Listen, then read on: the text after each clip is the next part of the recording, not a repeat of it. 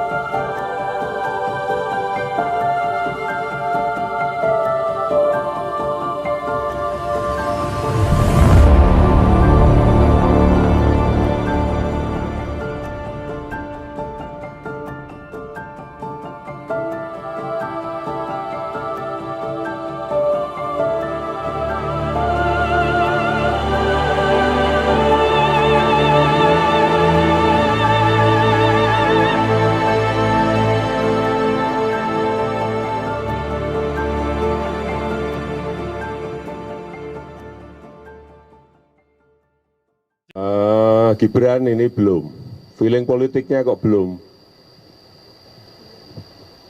masih seneng 100% di dunia usaha, feeling politiknya belum, kelihatannya belum pengen masuk.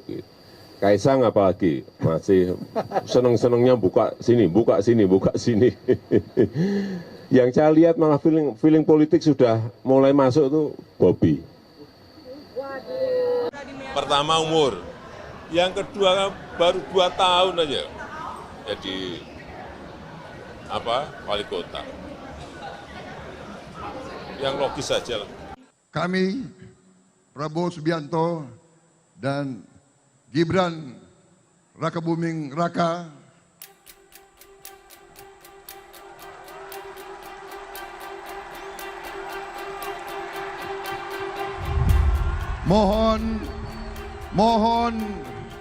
mohon doa restu dari seluruh rakyat Indonesia, mengucapkan terima kasih kepada pendukung-pendukung dan pengusung-pengusung kami semuanya. Dan saya ingin di sini menyampaikan, tenang saja Pak, saya sudah ada di sini. Ya, orang tua itu hanya tugasnya mendoakan dan merestui. Jangan terlalu mencampuri urusan yang sudah diputuskan. Bapak setuju nggak kalau Gibran maju? Anak-anak kita. Yang paling penting, presiden itu boleh loh kampanye. Presiden itu boleh loh memihak. Ibu negara Iriana Jokowi mengacungkan 2 jari mengindikasikan keberpihakan kepada pasangan calon presiden dan calon wakil presiden nomor urut 2 Prabowo Gibran. Tahu dalamnya partai seperti apa saya tahu. Partai-partai seperti apa saya tahu. Ingin mereka menuju kemana saya juga ngerti. Informasi yang saya terima komplit. Dari intelijen saya ada BIN. Dari intelijen di Polri ada BIK. Dari intelijen di TNI saya punya BAIS. Dan informasi-informasi di luar itu. Angka, data, survei, semuanya ada. saya pegang semua, dan itu hanya miliknya Presiden.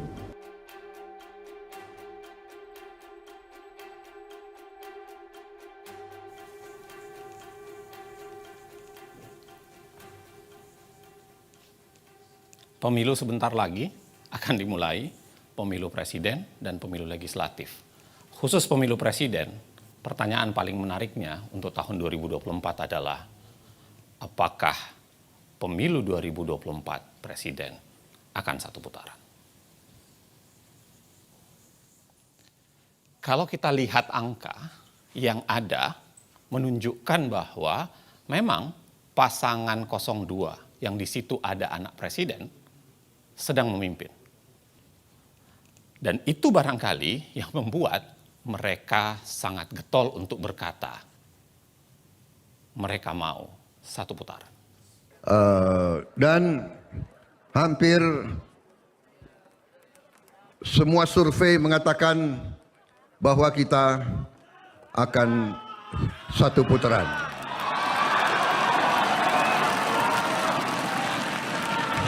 Saudara-saudara, hampir semua survei mengatakan kita sudah satu putaran. Kembali pertanyaannya soal mengapa satu putaran?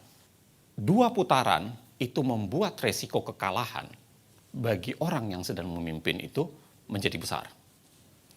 Sebenarnya, secara ilmu politik dan hukum ketatanegaraan, kita bisa bicara bahwa pertarungan pemilu itu seringkali melahirkan dikotomi antara pro status quo dan pro perubahan.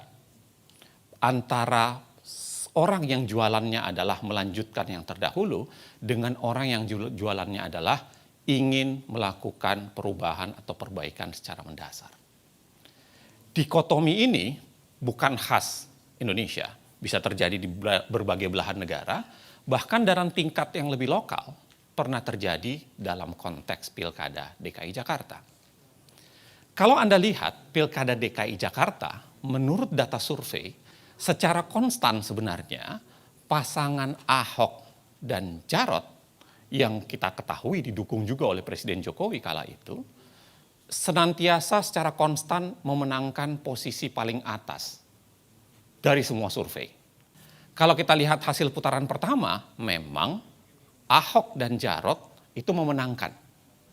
Memimpin paling atas diikuti oleh Anies dan Sandiaga, serta kemudian Agus dan Silviana. Tetapi yang terjadi adalah putaran kedua, keadaan tersebut berbalik. Mengapa berbalik? Karena bersatunya kekuatan pengkritik atau bersatunya kekuatan yang melawan orang yang paling teratas itu, Anies dan AHY seakan-akan memiliki angka penjumlahan antara jumlah suara Anies dan AHY pada saat itu. Itu sebabnya kemudian pasangan lagi-lagi yang didukung oleh Presiden Jokowi, yaitu Ahok dan Jarot, harus kalah. Ada lagi yang harus Anda ingat bahwa ada yang namanya gerakan 4 jari. Gerakan 4 jari itu seakan-akan menjadi tawaran. Seakan-akan menjadi simbol bahwa ke depan dalam Pilpres kali ini adalah penggabungan kekuatan 01 dan 03 melalui gerakan 4 jari atau gerakan 04 ini. Pertanyaannya sebenarnya adalah, apakah syarat satu putaran hanya sekedar soal 50% plus 1? Pendapat Dr. Zainal Arifin Mokhtar sangat benar. Apalagi jika kita amati ketentuan Undang-Undang Dasar 1945. Pasal 6A ayat 3 Undang-Undang Dasar 1945 menjelaskan soal syarat satu putaran bagi seorang calon presiden dapat terpilih. Syaratnya adalah mereka harus memperoleh lebih dari 50% suara dan harus memenangkan sebaran wilayah dari 20 provinsi yang asalnya berasal dari setengah jumlah total provinsi di Indonesia. Yang saat ini sudah 38 provinsi, setengah lebihnya adalah 20 provinsi. Dan setiap kemenangan di 20 provinsi itu harus disertai kemenangan lebih dari 20% suara minimum di setiap provinsi.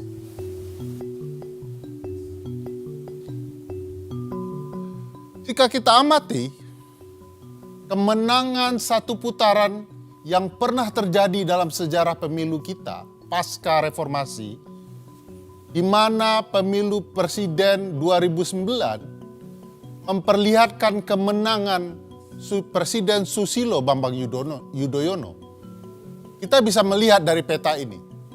Warna biru ini menggambarkan kemenangan presiden dan di mana saja wilayahnya.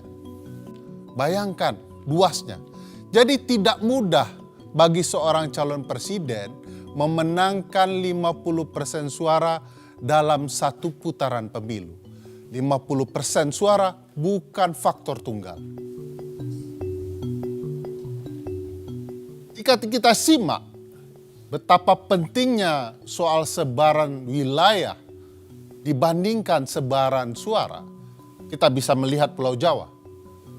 Pulau Jawa adalah pulau dengan populasi penduduk terbesar. Mereka memiliki 115 juta suara pemilih. Sayangnya kalau dilihat sebaran, mereka hanya memiliki 6 provinsi. Bandingkan dengan apa yang bisa kita lihat di Pulau Sumatera. Sumatera adalah pulau yang sangat menentukan sebaran wilayah. Memiliki 10 provinsi dan sangat menentukan sebaran wilayah tersebut. Mari kita lihat konteksnya pada pemilu sebelumnya. Pada pemilu 2014, Joko Widodo memenangkan 7 provinsi. Berbanding dengan Prabowo dan Hatta Rajasa yang hanya unggul di 3 provinsi. Simak lagi hasil Pilpres 2019. Presiden Joko Widodo ketika itu hanya memenangkan 4 provinsi dan Prabowo berhasil unggul di 6 provinsi. Logika mengatakan jika kedua pihak ini bergabung, maka dengan sendirinya pasangan Prabowo Gibran akan sangat-sangat mendominasi di Pulau Sumatera. Tapi pertarungan tidak sesederhana itu. Hasil survei menunjukkan, hasil survei terkini yang dilakukan oleh CSIS, kalau kita baca hasil survei ini, maka pasangan Prabowo Gibran hanya mendominasi di sepertiga wilayah Provinsi Sumatera.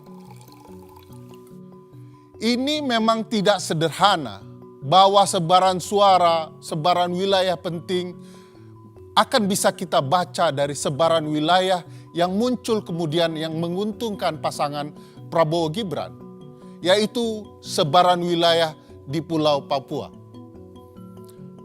Pulau Papua sebelumnya hanya memiliki 2 provinsi. Saat ini mereka telah memiliki 4 provinsi baru, totalnya 6 provinsi. Dan 4 provinsi baru ini langsung ikut pemilu 2024. Berbeda dengan Kaltara, kita bisa lihat pengalaman Provinsi Baru Kalimantan Utara yang didirikan tahun 2013, tapi mereka tidak bisa ikut serta-merta pada pemilu 2014. Mereka harus menunggu 6 tahun untuk bisa ikut pemilu 2019. Cukup panjang bagi Kaltara untuk bisa ikut pemilu. Itu sebabnya apa yang terjadi di Pulau Papua menjadi sangat penting untuk membicarakan sebaran wilayah. Jika kita simak hasil Pilpres sebelumnya, 2014 dan 2019, Jokowi betul-betul unggul di Papua. Tak pernah kalah satu kali pun dalam kontestasinya. Ketika itu, saat Jokowi menang Pilpres di Papua, Jenderal Tito Karnavian kebetulan menjadi Kapolda Papua. Lalu pada pemilu saat ini kebetulan sekali kalau Jenderal Tito juga merupakan Menteri Dalam Negerinya. Nah, sebaran wilayah tentu saja sangat-sangat menentukan. Saya ingin mengambil contoh kasus pemilu Presiden Amerika di tahun 2016. Semua orang tahu bahwa dalam pemilu itu Hillary Clinton memenangkan suara terbanyak, popular vote. Bisa dilihat di peta, sebarannya tidak terlalu banyak, tidak juga menumpuk. Ini menggambarkan kemenangan Hillary di suara terbanyak. Tetapi Hillary tentu saja tidak menang di jumlah sebaran. Bandingkan dengan kemenangan sebaran wilayah yang didapat oleh Donald Trump.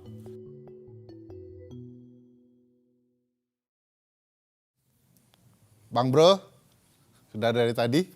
Siap, alhamdulillah Bang. Sehat Bang.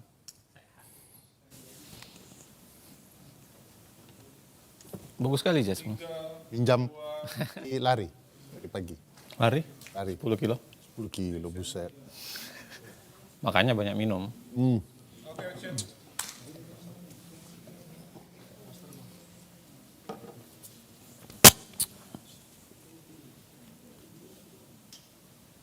Tadi kita bicara soal betapa pentingnya sebaran wilayah.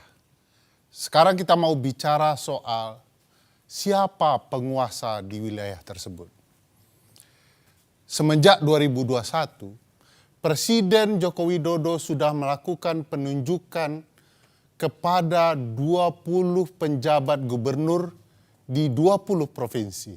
Kita bisa lihat di peta ini, warna orange menunjukkan sebarannya dari ujung Indonesia hingga Papua.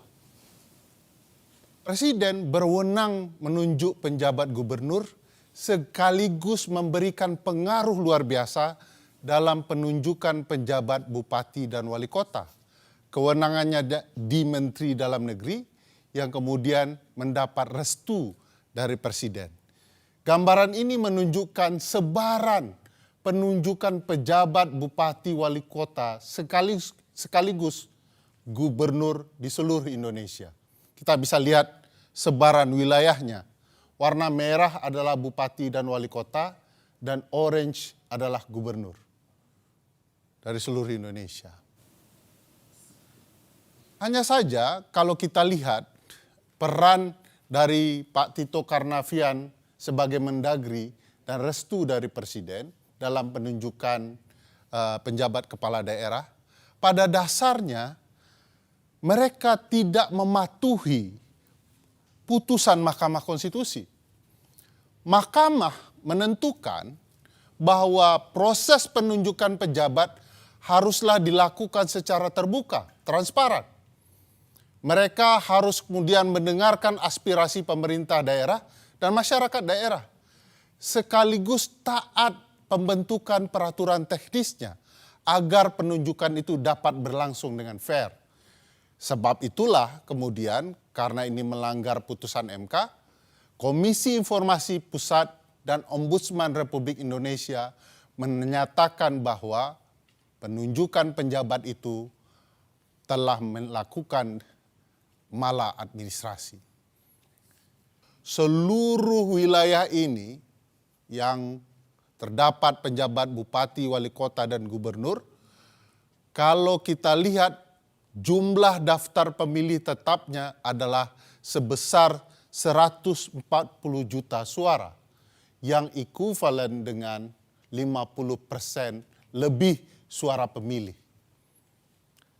Peran penjabat gubernur tentu saja sangat berpengaruh dan siapa saja mereka. Kalau kita perhatikan orang yang ditunjuk oleh Presiden dan Menteri Dalam Negeri, kita bisa lihat misalnya penjabat gubernur Jawa Barat, B. Mahmudin. Beliau ini pernah menduduki jabatan sebagai Kepala Biro Kesekretariatan Presiden di 2016 dan kemudian menjadi deputi kesekretariatan presiden di 2021. Lain hal dengan penjabat gubernur Jakarta, sebuah wilayah yang sangat penting, Bapak Heru Budi Hartono merupakan kepala kesekretariatan presiden di 2017. Orang yang sering dibicarakan di berbagai media akhir-akhir ini. Kita juga bisa lihat penjabat gubernur Jawa Tengah, Bapak Nana Sujana, kalau kita telusuri, beliau pernah menjadi Kapolresta Surakarta di tahun 2010 ketika Presiden Joko Widodo masih merupakan wali kota Solo. Ada peristiwa unik misalnya dalam penunjukan penjabat gubernur Aceh, Ahmad Marzuki. Beliau berdinas di kemiliteran, lalu ditarik ke Kementerian Dalam Negeri. 3 hari setelah penarikan, beliau langsung ditunjuk menjadi penjabat gubernur Aceh.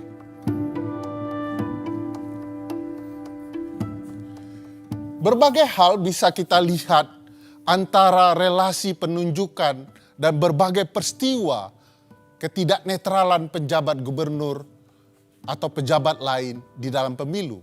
Saya mau ambil contoh kasus PJ Gubernur di Kalimantan Barat. Tapi jangan lupa pilih presiden yang memihak kepada pembangunan IKN. Ya. Kalau IKN dibangun, pasti Kalimantan Barat ini maju, ya. Saya sudah menerima perencanaan IKN itu. Kalbar ini nanti maju, Bu. Sudah ada ring road yang saya lihat. Kalau presidennya jadi, ring road kita sehingga kita tidak macet. Dan banyak lagi yang dibangun untuk Kalbar, untuk mendukung ibu kota negara Nusantara. Lain dengan penjabat gubernur Kalimantan Barat, apa yang terjadi dengan penjabat gubernur Bali misalnya, kita bisa melihat bahwa penjabat gubernur melakukan perintah tindakan untuk mencabut berbagai spanduk, baliho, dan poster dari partai tertentu, bahkan calon presiden seperti Ganjar Pranowo. Sikap-sikap tidak netral itu juga terjadi di penjabat bupati dan wali kota. Saya ambil contoh apa yang terjadi dengan penjabat Bupati Muna Barat. Video ini bisa menjelaskan. Ini jauh-jauh dari Jakarta hadir langsung di pertemuan kita hari ini. Ya, ini namanya Pak Laode Umar Bonte. Beliau calon anggota DPD RI. Ya. Ingat masyarakat saya, calon anggota DPD RI. Dan beliau adalah salah satu tokoh pemuda kita, orang kita yang ada di Jakarta. Dan beliau juga sebagai ketua relawan Ganjar, pro Ganjar. Ingat, pro Ganjar. Hal yang sama mungkin bisa juga menjelaskan betapa tidak netralnya penjabat gubernur dalam berbagai hal. Misalnya contoh yang menarik apa yang terjadi di Sorong, Papua Barat. Penjabat Bupati Sorong, Yan Piet Moso, menandatangani fakta integritas dengan Kepala Badan Intelijen Daerah. Kesepakatan dalam fakta itu adalah bagaimana dia harus memenangkan calon Presiden Ganjar Pranowo sebesar 60%. Angka yang tidak main-main. Sebenarnya begini, sebenarnya kenapa wewenang kepala daerah itu potensial? Karena lagi-lagi penyalahgunaan terhadap wewenang kepala daerah, khususnya yang PJ itu menjadi sangat mungkin menjadi faktor untuk memenangkan pemilu, khususnya untuk sebaran wilayah. Kalau kita lihat sebenarnya apa saja sih kewenang kepala daerah yang potensial disalahgunakan itu? Yang pertama dan yang paling penting tentu saja adalah soal mobilisasi birokrasi. Yang kedua, bicara soal izin lokasi kampanye, karena kemudian sangat mungkin dipikirkan mana yang boleh berkampanye dan tidak. Dan yang ketiga adalah khususnya memberikan sanksi atau membiarkan kepala daerah yang tidak netral itu tetap menjabat. Kepala desa maksudnya. Kita bisa lihat bagaimana Bobi sebagai seorang kepala daerah di Medan itu menunjukkan sikap yang sebenarnya tidak netral. Dan kemudian sangat mungkin diterjemahkan itu adalah bagian dari upaya memobilisasi birokrasi. Pada saat yang sama, kita juga kita bisa lihat problem dari izin lokasi. Dari potongan ini terlihat ada 6 kampanye Anies yang izinnya mendadak dicabut oleh Pemda. Ribuan kepala desa memadati arena GBK pada Minggu 19 November 2023. Dilansir dari tripunnews.com, ribuan kepala desa tersebut akan mendeklarasikan dukungan kepada pasangan Prabowo Gibran. Masa yang hadir di GBK tergabung dalam organisasi Desa Bersatu. Bapak Prabowo dan Mas Gibran yang sedikit mau merespon. Buat kami tidak terlalu peduli dengan janji-janji calon presiden. Kami lebih peduli pada siapa yang mau peduli dengan desa. Jadi gitu kira-kira teman-teman, saya ucapkan banyak terima kasih. Kita akan lihat nanti apa yang akan disampaikan Mas Gibran.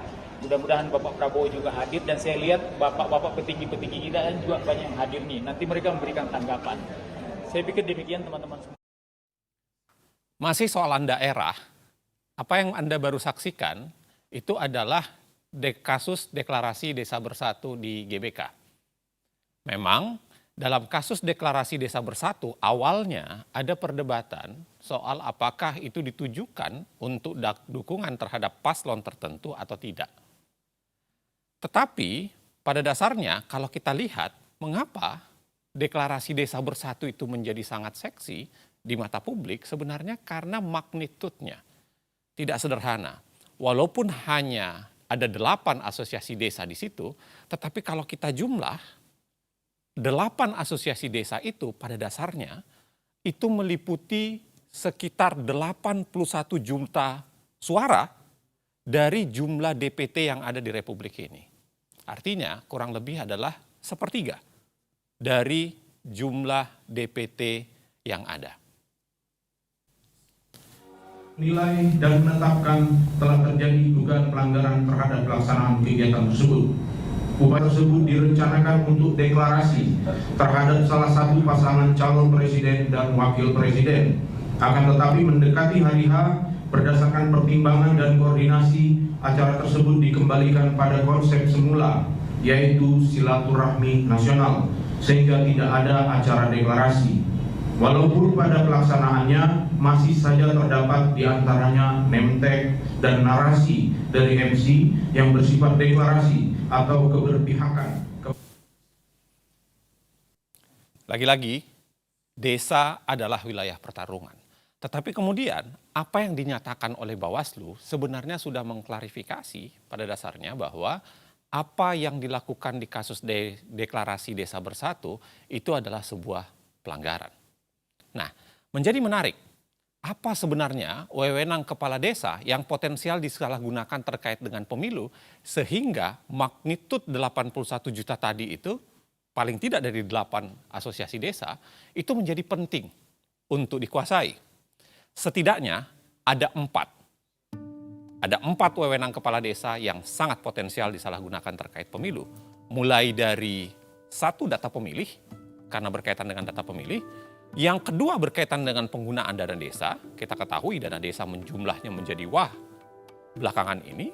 Yang ketiga berkaitan dengan data penerimaan Bansos, PKH, BLT, khususnya siapa yang berhak menerima Bansos, PKH, BLT, dan lain-lain sebagainya. Dan yang terakhir adalah wewenang terhadap alokasi Bansos dan lain-lain tersebut. Anda mungkin bisa saksikan, Anda mungkin bisa intip dari video di mana terjadi demo besar-besaran kepala desa yang menuntut janji-janji yang sudah diberikan kepada mereka selama ini harus segera diberikan. Bahkan kita lihat video tersebut adalah ikut menghancurkan fasilitas ya, beberapa wilayah di DPR, khususnya pagar DPR kala itu. Abdesi menggelar demo menuntut revisi Undang-Undang Desa Nomor 6 Tahun 2014. Ada 4 tuntutan yang disampaikan, yakni masa jabatan kepala desa, kenaikan anggaran dana desa menjadi 5 miliar rupiah, status perangkat desa, dan desa sebagai otoritas. Mengapa kepala desa selalu menjadi subjek dan objek politisasi? Sederhana untuk menjawabnya. Karena selama ini kepala desa itu cukup banyak dijanjikan hal-hal tertentu. Kita ingat Jokowi sendiri, Presiden Jokowi pernah menjanjikan 3 periode untuk masa jabatan para kepala desa ini. Bahkan kalau kita lihat dalam konteks sebelumnya, SBY pun pernah menjanjikan pengangkatan sekretaris desa menjadi ASN secara bertahap dari tahun 2007 sampai menjelang pemilu 2009. Selain itu, kalau kita lihat dari data ini menunjukkan bahwa kasus-kasus penyelewengan dana desa itu sangat mungkin dikonversi menjadi alat tukar dukungan politik. Kalau Anda lihat, bayangkan dari begitu banyak sektor tindak pidana korupsi di sepanjang tahun 2022, terbesar itu adalah APBD desa, anggaran pendapatan dan belanja desa. Dan itu sangat mungkin dikonversi lagi-lagi, sangat mungkin menjadi bagian upaya untuk menekan dan dijadikan upaya untuk dukungan politik dengan imbalan tidak melanjutkan proses bermasalah dari kepala desa tersebut. Hal lainnya, Anda bisa lihat barangkali kami merekam kesaksian kepala desa yang mengaku diminta untuk memenangkan pasangan calon tertentu oleh pihak yang berbeda. Juga terkait dengan penyaluran bansos dana desa, dan ini sebenarnya menjadi gambaran betapa pemerintahan desa itu sering ditekan. Jadi ada 2 tekanan sebenarnya, ada dari 02 juga ada dari 03. Kalau yang dari 03 itu arahan langsung dari bupati untuk memenangkan, dan targetnya adalah satu desa itu minimal 50% plus 1 kemenangan untuk paslon 03. Itu melalui camat menghubungi paguyuban kepala desa. Yang dimenangkan itu mulai dari capres, dan juga ada target dari caleg. Kalau yang dari 02 itu tiba-tiba 1 minggu sebelumnya kepala desa dikumpulkan untuk membentuk teknis penyaluran bantuan beras. Itu sangat tiba-tiba, dan datanya itu entah dari mana, itu tidak sesuai dengan data kemiskinan desa. Akhirnya juga menjadi polemik di desa. Itu yang bantuan dari pemerintah. Kemudian di hari yang sama saya dihubungi anggota kepolisian untuk meminta izin akan menggunakan balai desa untuk deklarasi 02. Waktu ada berita beberapa kepala desa yang tersangkut korupsi, tiba-tiba 3 kabupaten lain menjadi sasaran. Itu kita senantiasa diawasi Polda. Bahkan ketika kami dikejar laporan, kita harus menyiapkan laporan selama 2021 sampai 2023. Kita tiba-tiba diminta untuk menyiapkan laporan karena akan ada indikasi diperiksa oleh Polda. Ini juga kami semua kepala desa di Paguyuban itu juga bingung. Akhirnya kan yang repot kami sendiri karena itu tidak sesuai dengan data kebutuhan di desa. Ya, memang kasihan mereka. Kepala desa itu dengan tidak ada pengawasan di daerah, mereka seringkali ya menjadi permainan, dan dalam pertarungan gajah kan memang seringkali rumput yang terinjak-injak kan, dan mereka yang terinjak-injak seringkali. Gitu. Korbannya lah ya. Iya. Ngomong-ngomong rumput gajah, Ya. aku mau nambahin penjelasan. Ya, langsung dia semangat. Ya, karena ternyata bukan hanya di level bawah kecurangan-kecurangan itu terjadi, tapi juga di kalangan pejabat negara. Siapa yang suka sama Jokowi angkat tangan. Loh, Pak Jokowi itu PAN itu Pak Jokowi. Makanya kita dukung Gibran. Cocok? Gibran itu sopo sih? Ucapan terima kasih Pak Jokowi atas pembagian bansos berupa beras seberat 10 kg yang dilakukan Menko Bidang Perekonomian Airlangga Hartarto. Pembagian bansos kepada warga Mandalika di Lombok, Nusa Tenggara Barat tersebut dilakukan pada 14 Januari lalu. Jadi tolong Ibu bicara terima kasih Pak Jokowi, tolong direkam. Bisa? 1, 2, 3. Hari-hari ini kita memang seringkali melihat begitu banyak bansos atau bantuan sosial dibagi-bagikan. Kita bisa lihat di sini statistiknya mulai 2014 sampai 2024 supaya kita bisa melihat tahun demi tahun dan Anda juga bisa melihat bagaimana di setiap pemilu yang warnanya abu-abu dia akan mendadak melonjak naik dibandingkan tahun-tahun lainnya. Kecuali tentu saja pada 2020 sampai 2022 di mana kita mengalami pandemi COVID-19. Tapi bahkan kalau dibandingkan dengan itu pun tetap pemilu 2024 ini ternyata menunjukkan angka yang sangat tinggi, hampir mencapai 500 triliun. Kalau kita lihat bagaimana sebaran dan kecepatan pemberian bansos atau bantuan sosial, memang kita akan melihat bagaimana pemberian bansos ini biasanya meroket, push, ketika terjadi pemilu. 2008 santai, kemudian 2009 terjadi kenaikan, 2013 menjelang 2014 mulai rapat, kemudian 2019 kelihatan kerapatannya, kita semua bisa melihat di sini, sampai dengan pemilu 2024. Begitu rapat dan begitu banyak. Di sini tiba-tiba keluar berbagai macam bantuan sosial yang diberikan oleh pemerintah.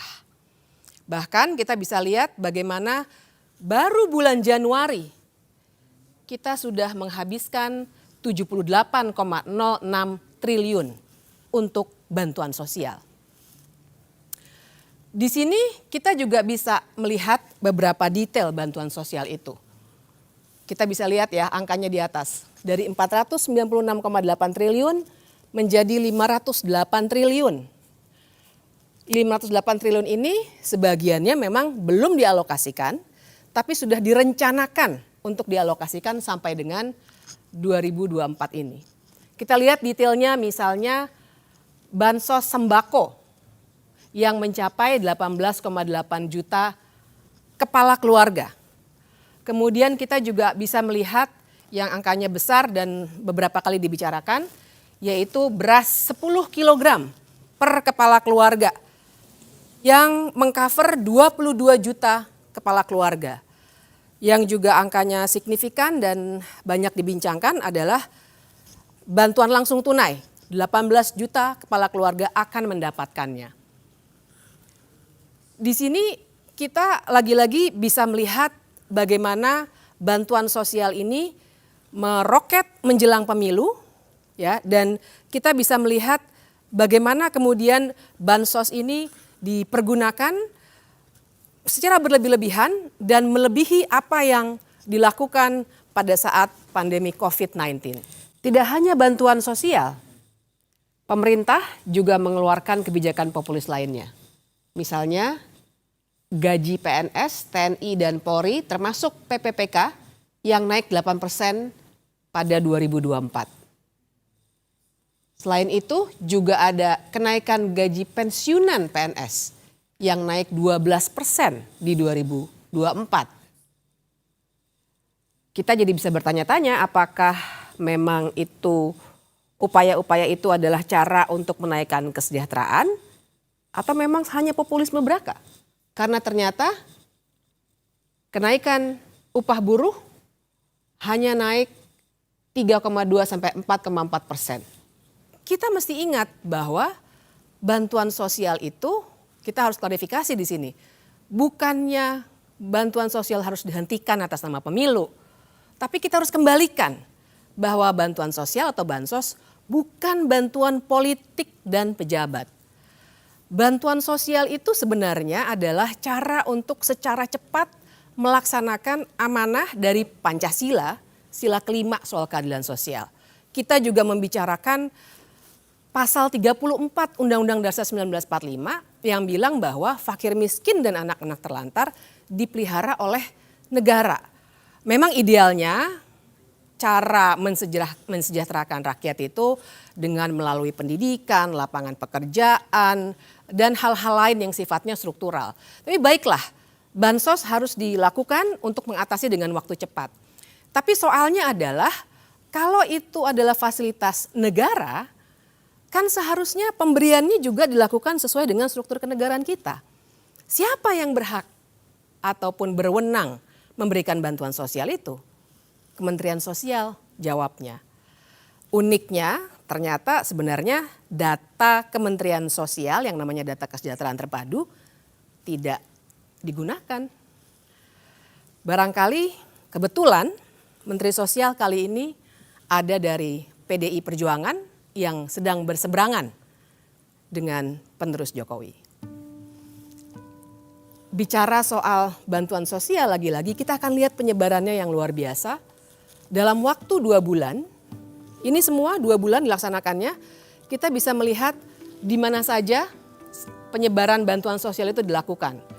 Mulai dari Serang sampai dengan di sebelah sini, terkumpul di sini.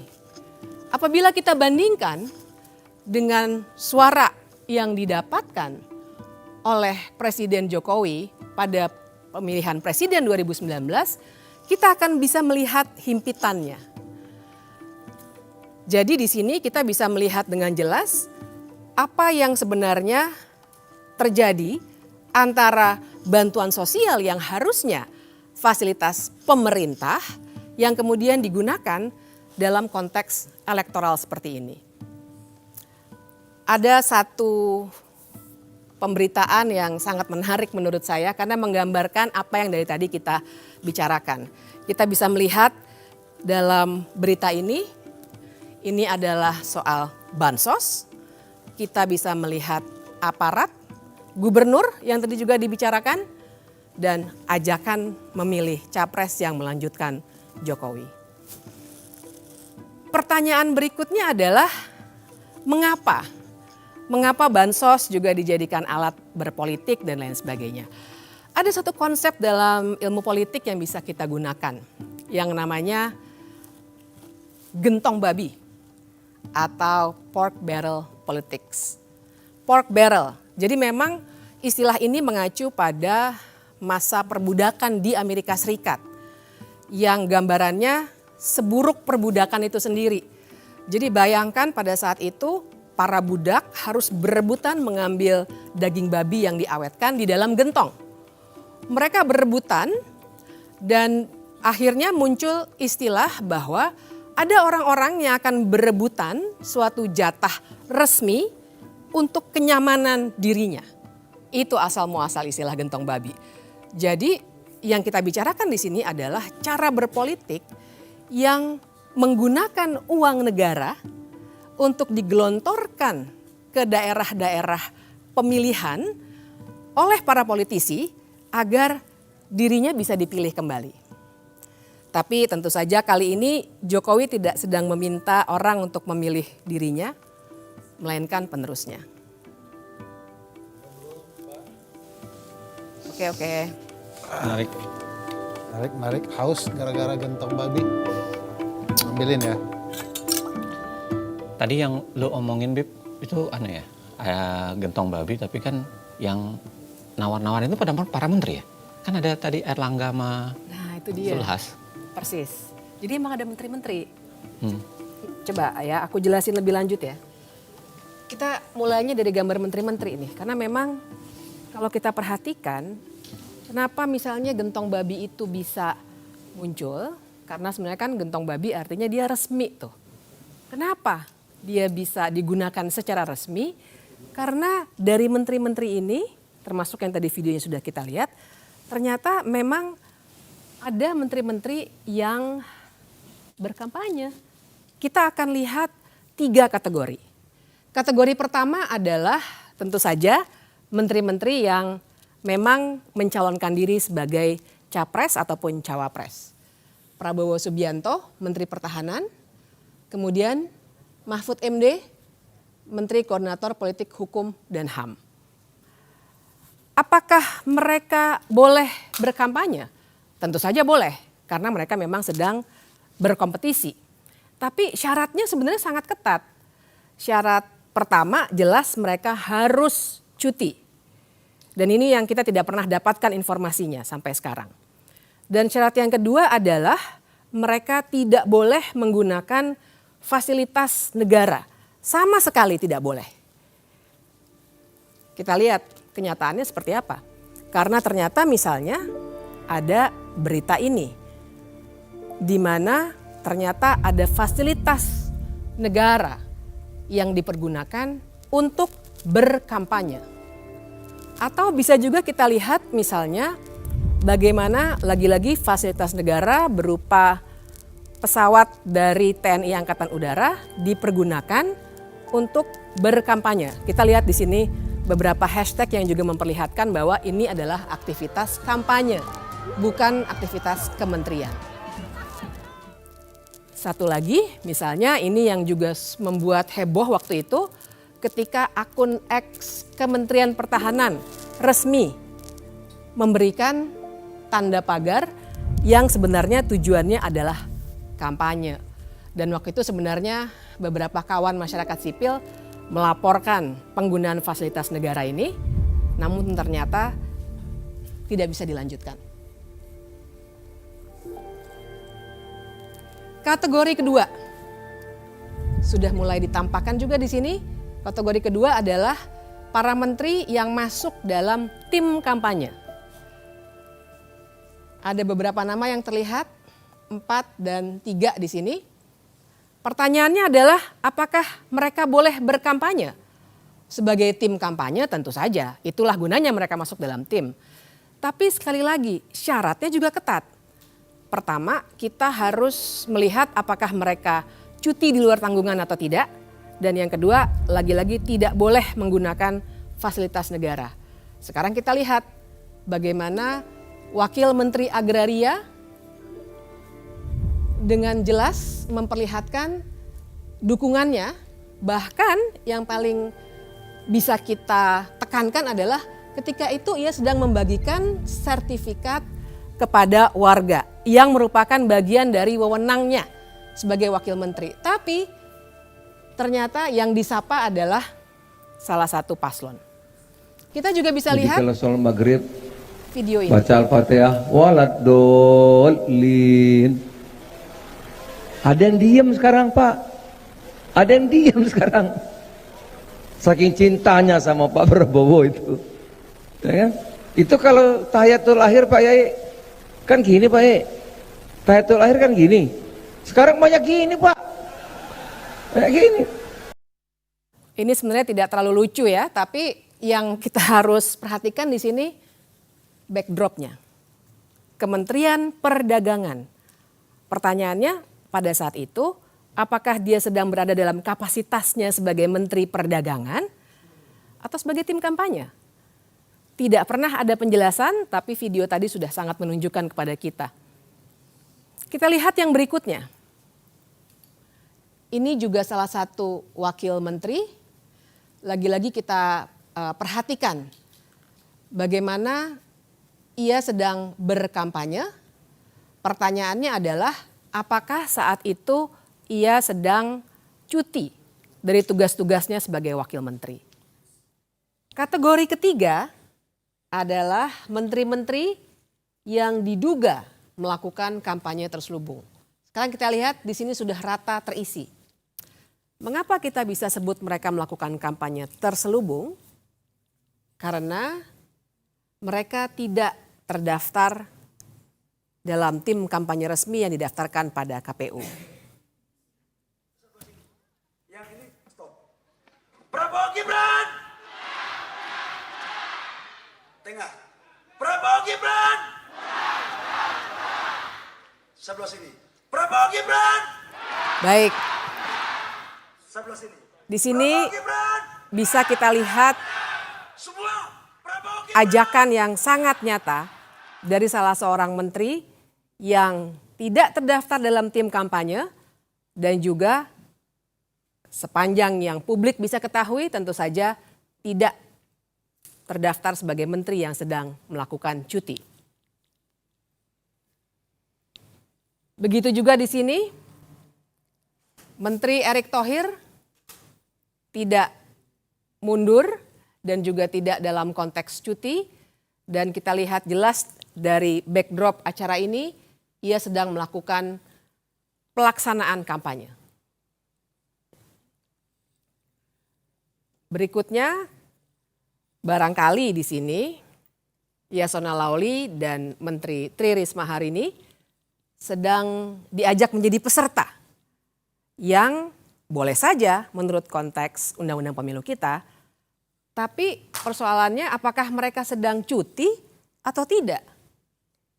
Tidak pernah ada informasi yang cukup. Satu lagi kita bisa lihat juga sebuah dukungan terbuka, kita bisa lihat lagi dari backdropnya dari salah seorang menteri, dan pertanyaannya sama, apakah ia sedang melaksanakan kampanye yang nampak seperti itu? Kalaupun ia ikut serta, apakah dia cuti atau tidak ada informasi, dan lagi-lagi kalau kita lihat daftarnya, ia tidak terdaftar dalam tim kampanye paslon yang didukung. Jadi ini dari saya sampaikan. Jadi saya sampaikan simpulan saya, saudara-saudara sekalian sebangsa tanah air. Kita pilih orang yang tepat menjadi Presiden Republik Indonesia. Tanggal 14 yang tepat. Saya pribadi memilih Pak Prabowo alasan yang sangat sederhana, berkelanjutan. Dan dia punya spirit NKRI yang bagus dan dia membuktikan keberhasilan dia yang lalu. Itu tidak dapat diungkiri. Itu dari saya, pesan dari saya sekali lagi Luhut Binsar Panjaitan, pilih Prabowo karena menurut saya dia pilihan terbaik untuk presiden pada saat ini. Dan itu akan membawa kemajuan ke Indonesia dan membawa keberlanjutan Indonesia. Dan terakhir, setelah tanggal 14 kita sudah coblos, kita damai lagi, guyup lagi. Jangan lagi datang dengan kata-kata yang tidak bagus. Kita harus berdamai. Karena nanti 5 tahun lagi ada pesta demokrasi. Mari kita berpesta demokrasi dengan baik, dengan santun, supaya Indonesia ini menjadi bagus. Tidak ada yang Begitu terangnya dukungan ini diberikan, sehingga kita bisa menduga ada kampanye terselubung yang tengah terjadi. Tapi bagaimana mereka bisa begitu berani melakukan kampanye itu? Bisa jadi karena presiden juga sebenarnya tidak netral. Pertanyaannya kan apakah presiden harus netral? Ya tentu harus. Dia harus netral dalam perilakunya. Dia boleh mendukung sebagai makhluk politik, tentu saja presiden makhluk politik. Dia pasti punya keberpihakan. Tapi silakan simpan saja keberpihakan itu di kepalanya sampai nanti dia mencoblos di TPS. Tapi berkampanye beda dengan netral. Kalau pertanyaannya kemudian apakah presiden boleh berkampanye? Kita tentu saja harus berpegang pada Undang-Undang Pemilu, Undang-Undang 7 2017. Dikatakan di situ memang presiden boleh berkampanye, tapi kita harus membaca undang-undang secara utuh dan lengkap. Tidak bisa hanya melihat satu ayat saja dan satu pasal yang menyatakan kebolehan ini. Kita harus lihat lengkap bahwa ternyata kebolehan berkampanye ini sepanjang sang presiden diikutsertakan dalam kampanye. Seperti yang tertera di pasal 281. Jadi dia tidak boleh menjadi pelaksana kampanye itu sendiri kecuali jika dia adalah petahana yang mencalonkan lagi. Ini jelas ada di pasal 299 ayat 1. Dan ini juga dimungkinkan karena konstitusi kita mengatur presiden memang boleh 2 kali untuk menjalani masa kepresidenannya. Dan ia bisa saja melaksanakan kampanye bila ia terdaftar sebagai tim kampanye. Ini ada di ayat 3 dari pasal 299 itu. Tapi lagi-lagi syaratnya juga ketat. Tidak hanya kebolehan-kebolehan belaka. Syaratnya adalah dia harus mengajukan cuti di luar tanggungan negara. Dia juga tidak boleh menggunakan fasilitas negara kecuali pengamanan. Dan dia juga harus tetap memperhatikan tugas negara dan pemerintahan. Tapi yang paling penting semuanya pejabat negara, menteri, apalagi presiden sebenarnya dilarang melakukan tindakan yang merugikan ataupun menguntungkan salah satu paslon. Jadi syaratnya begitu ketat sehingga tidak bisa sembarangan dilakukan. Sekarang mari kita lihat prakteknya. Di sini misalnya kita lihat jelas foto wajah presiden yang menjadi latar belakang sebuah poster kampanye. Kita juga bisa melihat yang berikutnya, lagi-lagi foto presiden ada untuk meminta orang-orang berkumpul dan melakukan konsolidasi akbar untuk sebuah partai. Yang berikutnya kita juga bisa lihat berbagai acara di mana presiden secara aktif dan juga dalam posisinya yang tidak cuti melakukan pertemuan-pertemuan dengan menteri-menteri yang duduk dalam koalisi paslon tertentu. Perbandingannya adalah mengapa menteri-menteri lainnya yang tidak tergabung dalam paslon tertentu itu tidak mendapat perlakuan yang sama. Apalagi kita juga punya satu foto yang begitu menghebohkan waktu itu, di mana presiden berdiri di samping menterinya yang menjadi calon presiden dan berada di fasilitas negara, yaitu lapangan udara Angkatan Udara di depan alutsista juga. Ia menyatakan dengan tegas bahwa presiden boleh berkampanye. Masih bicara fasilitas negara, kita juga bisa melihat mobil kepresidenan digunakan untuk mengkancungkan tanda dukungan. Sekarang semua penyalahgunaan wewenang ini, siapa yang sebenarnya bisa menindak? Kita punya Bawaslu.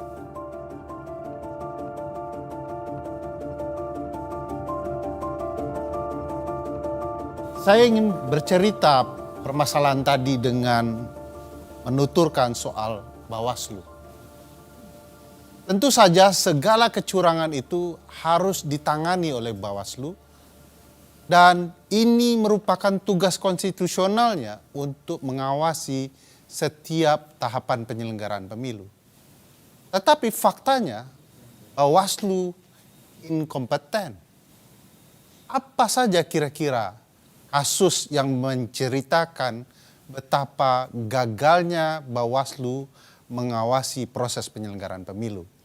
Kita bisa melihat video ini.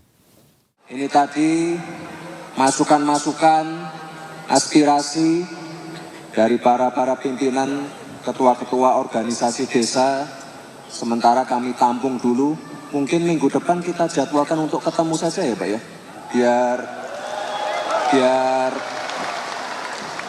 Biar bisa kita detailkan lagi, kita carikan solusi bersama-sama. Dan ya kita harap kalau di visi misi kami sudah ada Pak, misalnya membangun dari bawah dan dari desa, itu salah satunya. Tapi nanti akan kami detailkan lagi yang jelas. Nilai dan menetapkan telah terjadi dugaan pelanggaran terhadap pelaksanaan kegiatan tersebut. Upaya tersebut direncanakan untuk deklarasi terhadap salah satu pasangan calon presiden dan wakil presiden. Akan tetapi mendekati hari H, berdasarkan pertimbangan dan koordinasi, acara tersebut dikembalikan pada konsep semula, yaitu silaturahmi nasional, sehingga tidak ada acara deklarasi. Walaupun pada pelaksanaannya masih saja terdapat di antaranya name tag dan narasi dari MC yang bersifat deklarasi atau keberpihakan. Bawaslu hanya berani memberikan sanksi teguran, padahal nyata-nyata harusnya terdapat sanksi yang menjerakan agar peristiwa tidak berulang. Saya ingin juga memperlihatkan sebuah video yang menarik soal ketidakberanian itu. Berikut videonya.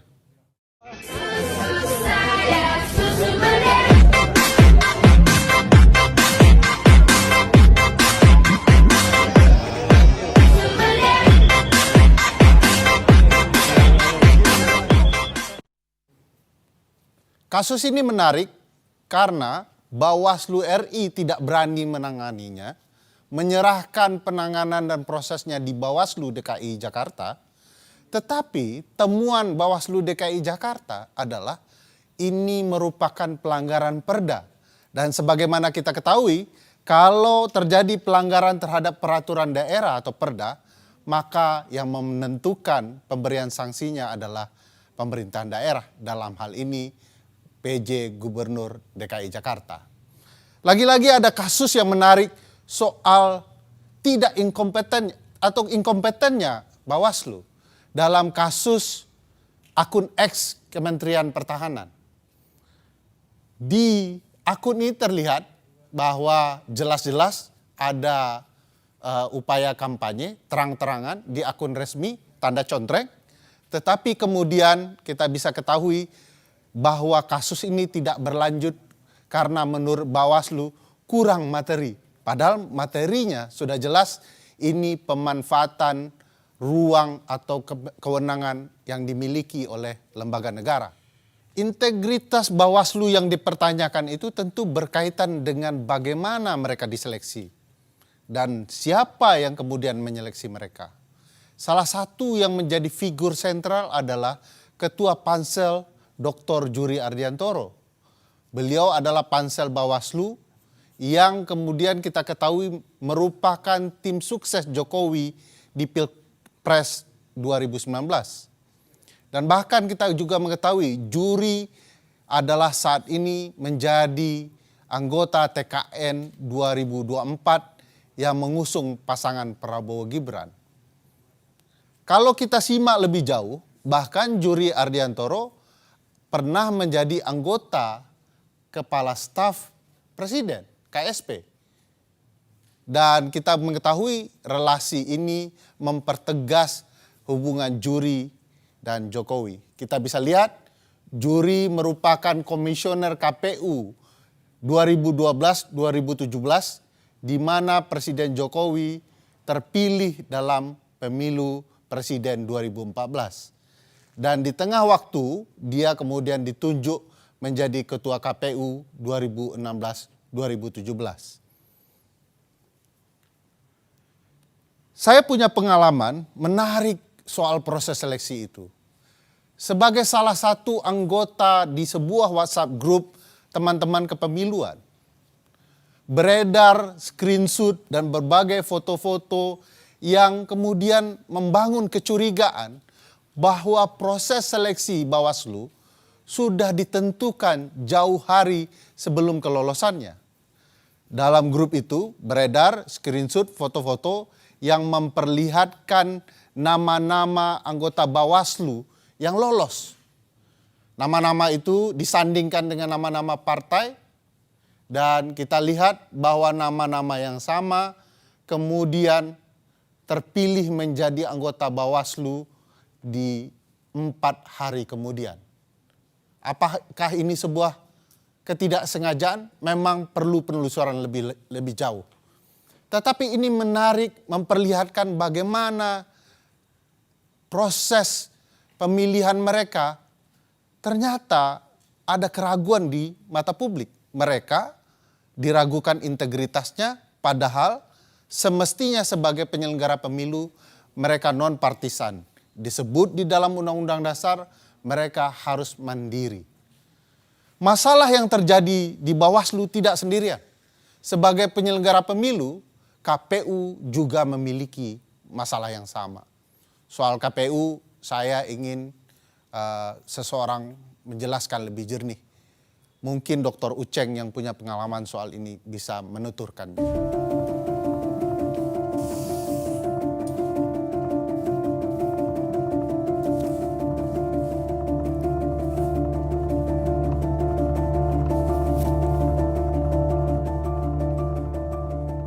Sekarang kita bicara soal Komisi Pemilihan Umum.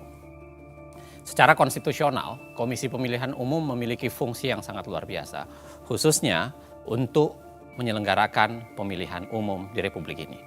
Dari sekian banyak fungsi KPU atau wewenang yang dimiliki oleh KPU, salah satu yang paling utama dalam kaitan dengan pemilu adalah menentukan siapa yang ikut pemilu. Dan itu dikenal dengan konsep khususnya untuk partai politik adalah tahapan verifikasi yang bersifat administratif maupun faktual. Syarat parpol untuk lolos verifikasi pada dasarnya sebenarnya itu ada beberapa catatan. Yang pertama adalah harus 100% kepengurusan dan kantor di ibu kota provinsi, 75% kepengurusan di kabupaten kota, 50% kepengurusan di kecamatan, dan ini yang paling penting ditambahkan adalah 30% keterwakilan perempuan. Dan itu pun sebenarnya minimal ya 100 atau maksud saya 1.000 orang dengan kartu tanda anggota per kabupaten kota. Mari kita periksa apakah syarat lolos verifikasi parpol ini dikerjakan KPU dengan baik. Kita kasih satu contoh, kasus Partai Gelora. Dalam kasus Partai Gelora yang lolos menjadi peserta pemilu, tetapi kalau kita lihat di lapangan ada begitu banyak kejanggalan. Kita lihat dari dokumen berita acara KPUD Murung Raya di Kalimantan Tengah yang menyatakan ada instruksi KPU agar mengubah status Partai Gelora dari tidak memenuhi syarat menjadi memenuhi syarat. Kalau kita lihat secara keseluruhan ya, Partai Gelora tidak memenuhi syarat, khususnya syarat soal 1.000 orang berkartu anggota di Kabupaten Murung Raya.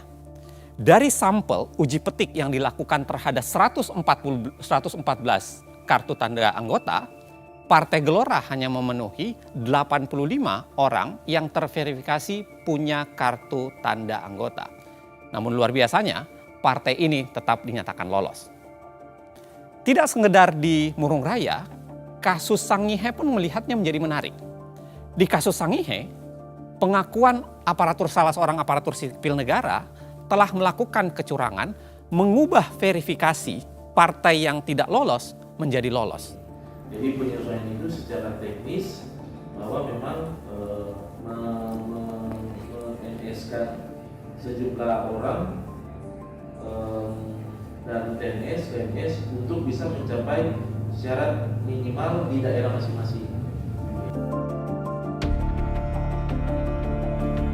Jika saya ulangi, pertanyaan mendasarnya adalah ada apa dengan Gelora? Kita harus ingat, Partai Gelora itu adalah partai yang didirikan oleh ex-PKS. Partai Keadilan Sejahtera. Sekarang Gelora itu berada di koalisi 02 yang di situ ada anak presiden, dan PKS berada di koalisi 01. Artinya lolosnya Gelora memang berpotensi memecah suara pemilih PKS yang selama ini menjadi termasuk pemilih yang paling militan. Dalam teori hukum atau hukum tata negara ataupun ilmu politik, teori ini dikenal dengan teori shadow partai politik. Jadi teori shadowing pada dasarnya adalah parpol diciptakan adalah adanya parpol yang menjadi shadow atau bayangan untuk memecah suara partai dengan segmen pemilih yang sama di partai yang lain. Dan itu kira-kira bisa terjadi kalau kita lihat dalam konteks Partai Gelora dan konteks Partai PKS. Dalam contoh lain, kita bisa lihat juga dalam Partai Umat dan PAN. Kedua-duanya sebenarnya Partai Umat dan PAN ini berebut suara Muhammadiyah. Kita juga tahu Partai Amanat Nasional itu berada di koalisi 02 dan Partai Umat itu berada di koalisi 01. Nah, di sini kami punya rekaman bagaimana staf KPU diperintahkan untuk tidak meloloskan Partai Umat. Sedangkan arahan pimpinan supaya ini partai-partai ini aman kecuali satu tuh Partai U itu. Nah, kita tidak bisa menutup ke mata bahwa ini data-data mereka nih, mereka asal masuk saja. Benar, Bu. Yang penting dia bisa memenuhi 100% kemarin. Iya.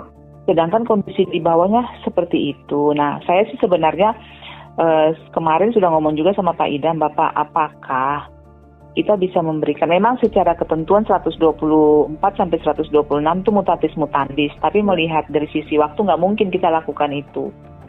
Nah, untuk itu hal yang pertama. Yang kedua, mengamankan apa yang pimpinan arahkan, terpaksa tadi yang seperti sampaikan ke Bapak itu, ya sudah harus MS saja. Contoh lain, barangkali kita bisa lihat di kasus verifikasi Partai Kebangkitan Nusantara, PKN, dan Partai Demokrat. Kita juga melihat gejala shadowing partai politik di sini. Anda harus ingat, PKN yang dibentuk oleh Anas Urbaningrum itu berhadapan dengan SBY. Ingatan kedua Anda harus Anda tujukan bahwa pada awalnya ketika verifikasi partai ini dilakukan, Demokrat masih banyak menjual ide-ide perubahan sehingga seakan-akan menjadi lawan dari status quo atau kemudian partai yang lebih banyak mendukung status quo saat ini. Sekarang memang Demokrat sudah di 02, tapi lagi-lagi pada saat ini terjadi, Demokrat masih berada di koalisi, seakan-akan berada di koalisi 01. Kan menurut ketua kan kalau Sobat cuma karena mau karena etika menghubungi kita, kalau juga kok kita nggak ada kan nggak masalah. Kan ketua kan mau rubah data toh. Yang penting Sobat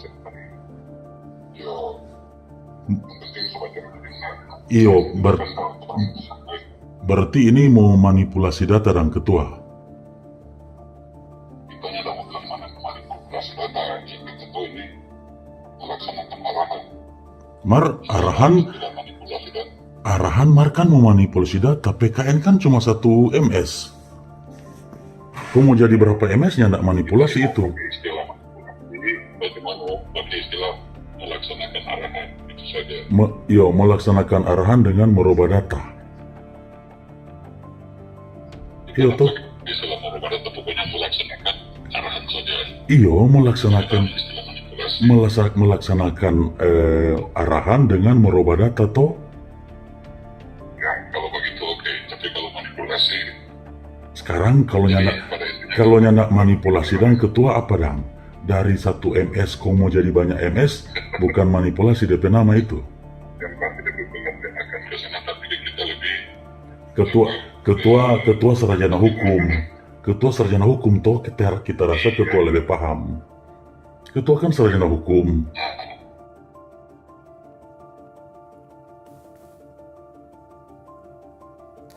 Kasus KPU Minahasa Utara yang tadi Anda lihat sebenarnya itu menggambarkan betapa ada problem di sana.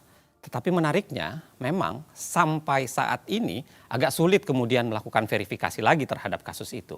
Karena kita harus ingat Ketua KPUD Minahasa Utara sudah meninggal dunia pada bulan Juni 2022 akibat serangan jantung.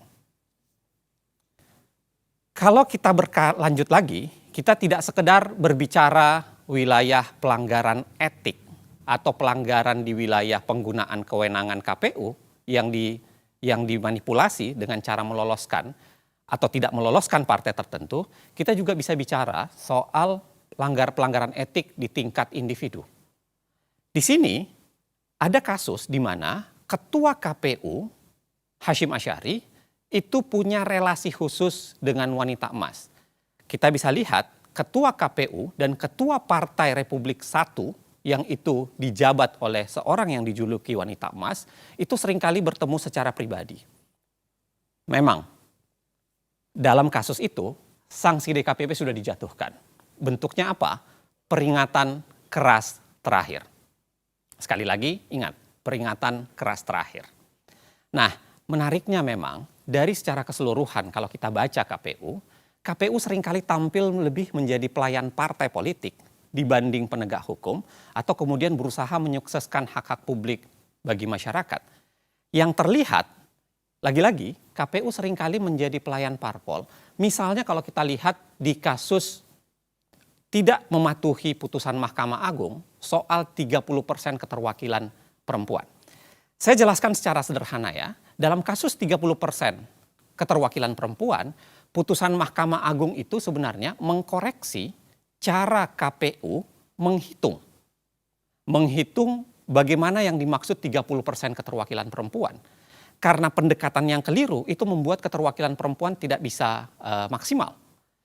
Itu yang membuat banyak orang yang kemudian mengajukan ke Mahkamah Agung dan Mahkamah Agung akhirnya memutuskan dan menyatakan bahwa harusnya KPU melakukan koreksi terhadap itu. Dan itu tidak pernah dikoreksi secara langsung oleh KPU. Hal yang sama masih soalan tidak mematuhi putusan Mahkamah Agung. Dalam kasus napi koruptor, kejadian pun relatif terjadi sama. Dalam kasus ini, KPU tidak mematuhi putusan Mahkamah Agung soal napi koruptor, khususnya berkaitan dengan bagaimana napi koruptor itu bisa mencalonkan dengan ketentuan lebih spesifik yang diatur dalam peraturan KPU. Kalau kita lihat dari daftar parpol dan caleg bekas koruptor di 2024, ini adalah peta sederhananya untuk menggambarkan bahwa ada serangkaian partai sebenarnya yang masih mengusung caleg bekas koruptor. Dan itu hampir tersebar di semua partai yang berkontestasi di pemilu kali ini. Apa yang saya mau jelaskan sesungguhnya adalah sederhana. KPU tebang pilih dalam menjalankan putusan pengadilan. Putusan Mahkamah Agung diabaikan soal perempuan dan soal keterwakilan, caleg koruptor. Tetapi yang menarik, putusan Mahkamah Konstitusi soal Gibran langsung dijalankan dengan cepat. Saat anak presiden mendaftar, KPU belum membuat peraturan baru. KPU tidak merevisi aturan Komisi Pemilihan Umumnya. Tapi pendaftarannya diterima dan Gibran buru-buru disahkan sebagai calon wakil presiden. Kita semua tahu ya, dari serangkaian pelanggaran etik secara kelembagaan maupun pelanggaran etik secara pribadi, kita punya catatan ada 3 sanksi yang sudah jatuh kepada KPU, Ketua KPU, khususnya Ketua KPU Hashim Asy'ari. Pada April 2023 dalam kasus wanita emas, tadi saya sudah ingatkan, sanksinya adalah peringatan keras terakhir. Geser sedikit dalam kasus keterwakilan perempuan, sanksi yang dijatuhkan terhadap Ketua KPU adalah peringatan keras. Dan lanjut lagi di Februari 2024 di kasus pencalonan anak presiden dengan jalur khusus itu, dengan jalur cepat itu, sanksi yang dijatuhkan adalah peringatan keras terakhir. Kadang-kadang ini memang membingungkan. Apa maksud kata peringatan keras terakhir itu? Apakah setelah terakhir di bulan April masih ada terakhir di bulan Februari 2024? Sederhana untuk menggambarkannya, sebenarnya ada apa dalam konstruksi kita membangun sistem penegakan hukum dalam wilayah pelaksanaan pemilu di Republik ini. Tapi yang paling penting sebenarnya, saya mau bilang bahwa keputusan DKPP dan apa yang terjadi di KPU, apa yang terjadi di Bawaslu dan semua drama yang terjadi belum puncaknya. Ada lembaga yang namanya Mahkamah Konstitusi sebagai tembok pertahanan terakhir dalam menegakkan konstitusionalisme di Indonesia. Dan ternyata dia ikut dalam proses bermasalah itu.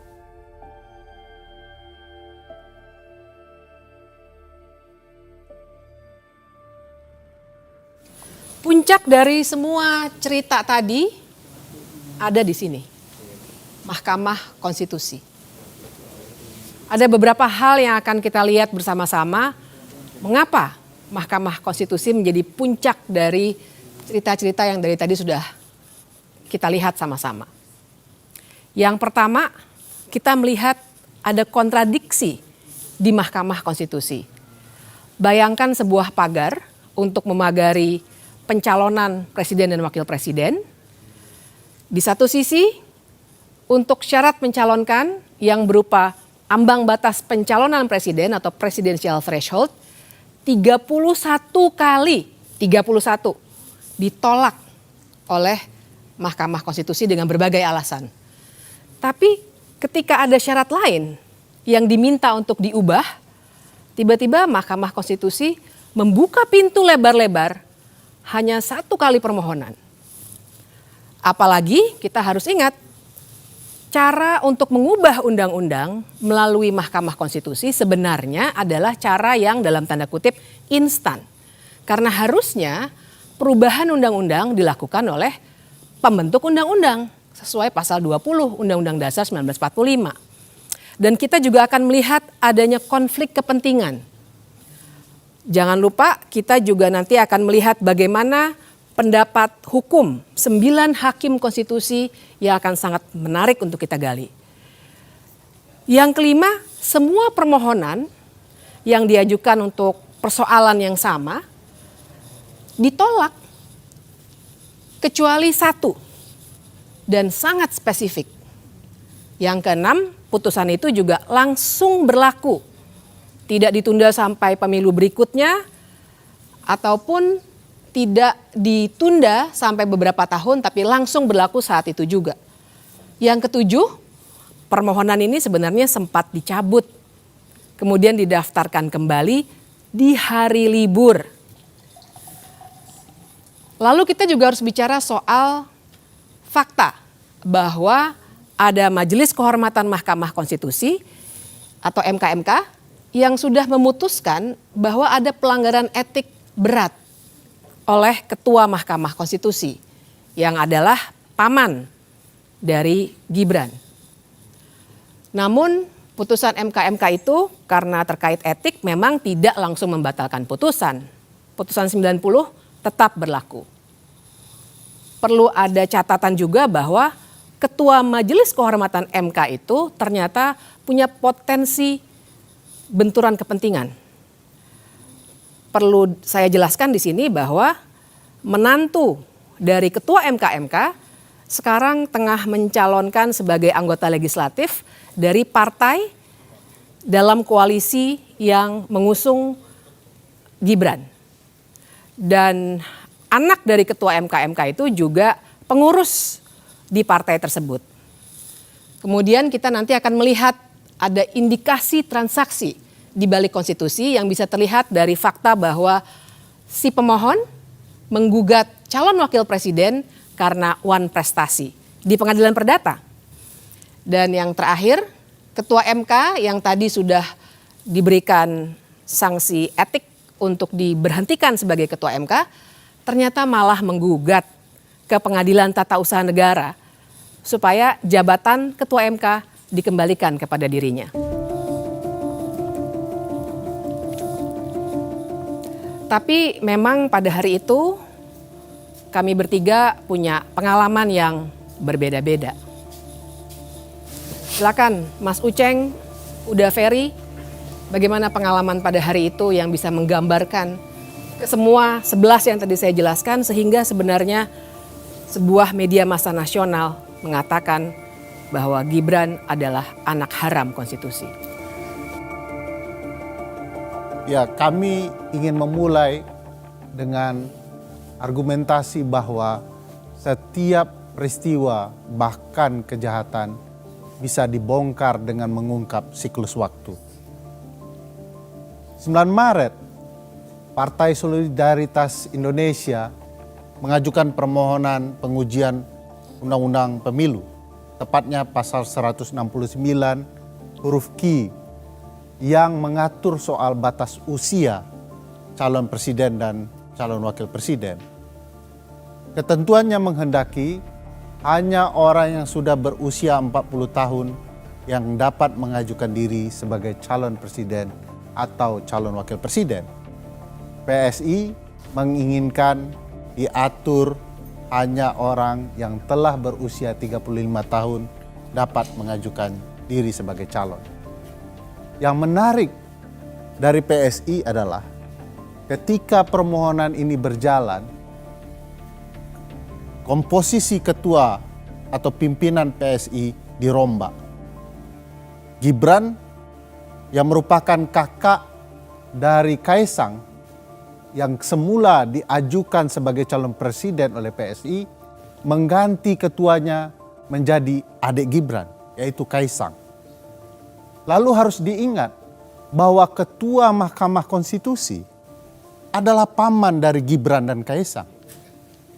Juga sangat penting dalam perkara itu karena ini pengujian undang-undang, maka dengan sendirinya termohon dalam pengujian ini adalah pemerintah yang dipimpin oleh ayah Gibran, yaitu Presiden Joko Widodo. Ini menjadi catatan penting kalau kita bicara konflik kepentingan dalam perkara ini. Kemudian, Partai Garuda mengubah permohonan yang sama topiknya dengan meminta bahwa selain berusia 40 tahun, mestinya ada alternatif, yaitu berpengalaman sebagai penyelenggara negara. Permohonan mereka dimasukkan tanggal 2 Mei. Tanggal 5 Mei, seingat saya ada 5 kepala daerah juga masuk dengan logika yang kurang lebih sama. Tetapi bedanya adalah mereka sekaligus berpengalaman sebagai penyelenggara negara karena mereka adalah 5 kepala daerah yang sudah menjabat atau sedang menjabat di pemerintah daerah.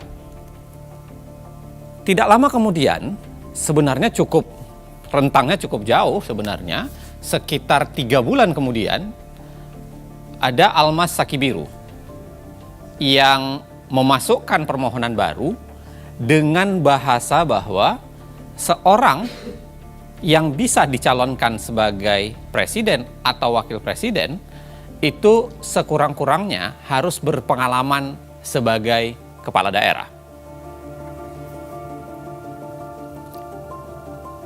Tanggal 29 Agustus, sidang terakhir permohonan PSI, Partai Garuda, dan 5 kepala daerah dilangsungkan oleh Mahkamah Konstitusi. Dan saya ingat betul pada hari itu saya hadir di ruang sidang sebagai ahli untuk salah satu pihak terkait. Orang sering bilang saksi ahli, tapi yang benar ahli. Saya hadir dalam sidang, menyampaikan pandangan saya, dan waktu itu sebagai ahli biasanya ada dialog dengan para hakim dan semua yang ada di situ yang formal.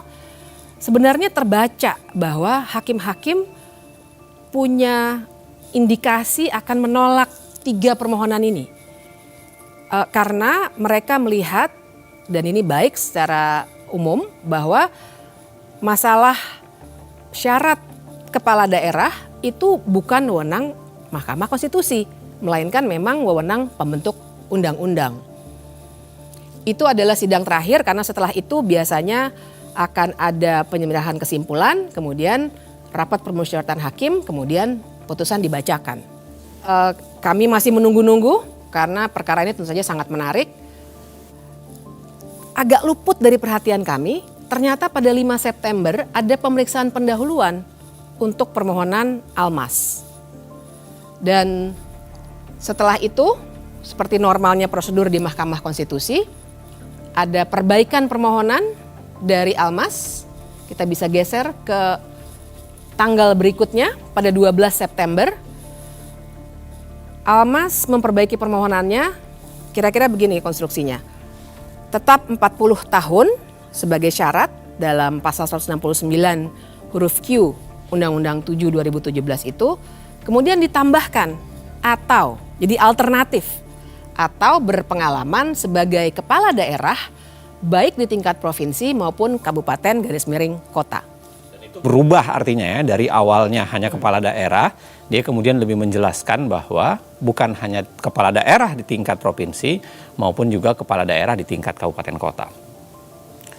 19 September, kalau kita ingat, RPH pertama atau rapat permusyawaratan hakim pertama itu dilakukan untuk gelombang pertama permohonan. Gelombang pertama itu adalah PSI, lalu kemudian Partai Garuda, dan 5 kepala daerah. Dalam perkara itu, semua ditertolak. Ya. Dan luar biasanya, Anwar Usman tidak ikut RPH dengan alasan yang kemudian disebutkan bahwa dia menolak konflik kepentingan. Maju 2 hari kemudian adalah rapat permusyawaratan hakim pertama untuk permohonan Almas. Luar biasanya kali ini Anwar Usman sudah masuk. Entah apakah dia sudah merasa konflik kepentingannya sudah tidak ada atau sakitnya sudah hilang. Tapi pada saat yang sama Anwar Usman sudah ikut RPH di tanggal 21. Menariknya kembali, 8 hari setelah itu, di tanggal 29 September, terjadi peristiwa kunci dalam kasus ini. Almas Sakibiru, entah karena alasan apa, mencabut permohonannya. Sehari kemudian, permohonan Almas dimasukkan kembali. Padahal itu hari Sabtu, hari libur. Dan Ketua Mahkamah Konstitusi berkantor serta meminta panitera untuk masuk kerja. Biasanya kalau dicabut bukannya dikeluarkan penetapan. Ya, itu uniknya perkara ini. Sehingga disebut kunci. Seharusnya ketika penetapan atau pencabutan dilakukan, penetapan dikeluarkan, dilakukan pembacaan sidang penetapan pencabutan perkara. Anehnya itu tidak terjadi. Malah kemudian digelar sidang yang berbeda di tanggal 3 Oktober. Disebut berbeda karena sidang ini disebut sebagai sidang konfirmasi permohonan. Almas kemudian menyatakan bahwa sebenarnya dia tidak punya keinginan mencabut, tetapi itu keinginan kuasa hukumnya. Dan pada saat yang sama, sidang konfirmasi permohonan tidak ada dalam hukum acara. Di dalam hukum acara MK. Jadi ini disebut unik karena memang tidak terdapat di dalam hukum acara Mahkamah Konstitusi. Nah, setelah praktik tidak ada dalam hukum acara itu, karena kasus Almas tetap dilanjutkan, atau permohonan Almas tetap dilanjutkan, masuklah RPH kedua permohonan Almas. Lagi-lagi Anda masih ingat bahwa di situ Anwar Usman masih ikut di RPH. Maju 4 hari kemudian, RPH ketiga untuk permohonan Almas kembali dilakukan. Ini juga menarik, Mas Ferry dengan Mbak Bibip. Biasanya RPH berulang kali itu adalah tanda bahwa permohonan itu memang jelimet.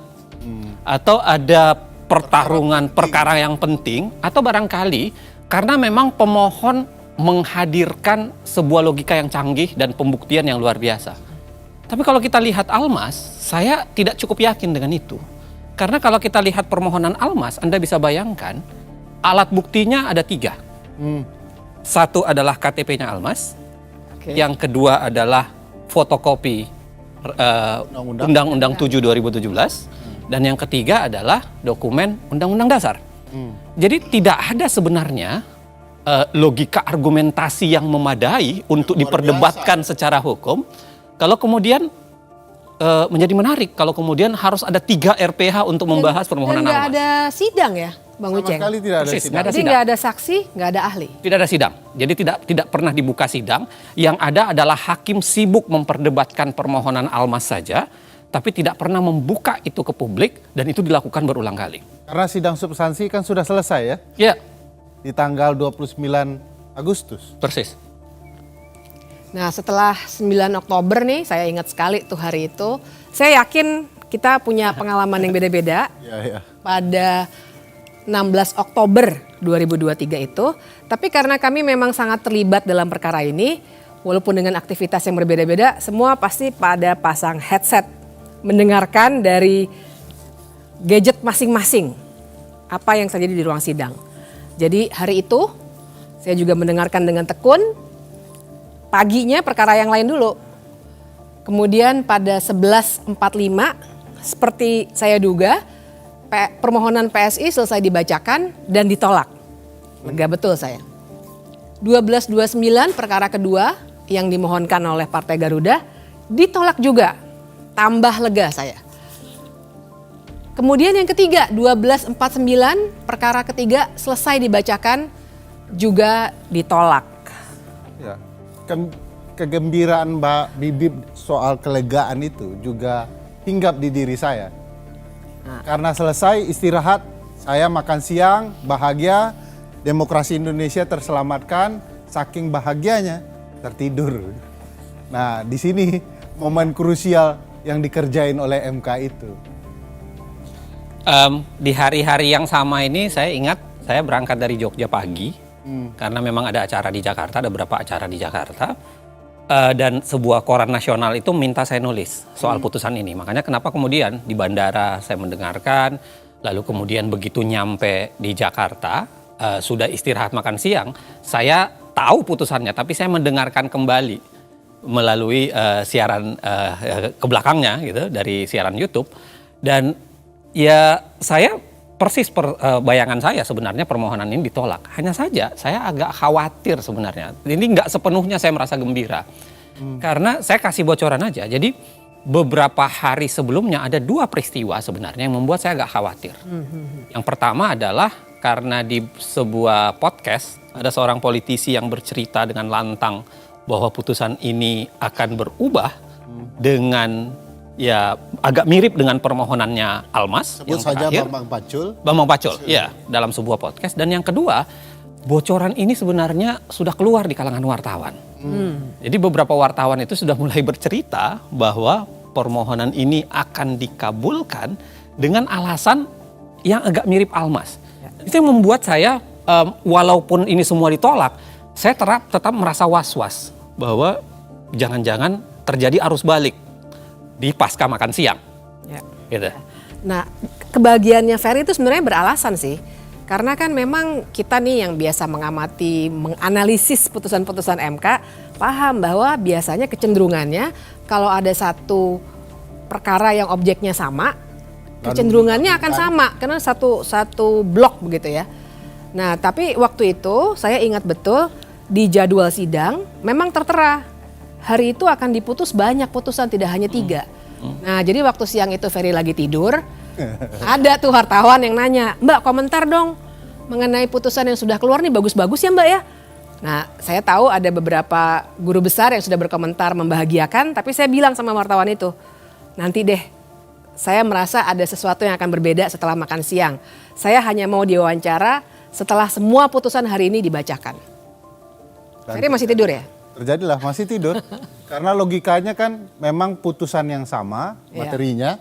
Kalau ini sudah ditolak, runtutannya kalau tidak ditolak ya anggap tidak dapat diterima. Basis penolakannya apa nih? Seingat saya kan basis penolakannya adalah beda-beda ya. Ya, tapi pada dasarnya mereka mengatakan bahwa ini adalah open legal policy. Ya kan, satu tuh.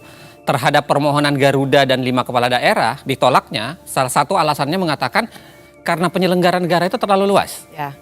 Ya kan, tidak ada sambungannya untuk kemudian mengatakan semua penyelenggara negara bisa diterima untuk menjadi presiden. Kalau penyelenggara negara appointed officials juga termasuk yang ditunjuk, bukan betul. hanya yang dipilih kan. Bukan hanya dipilih.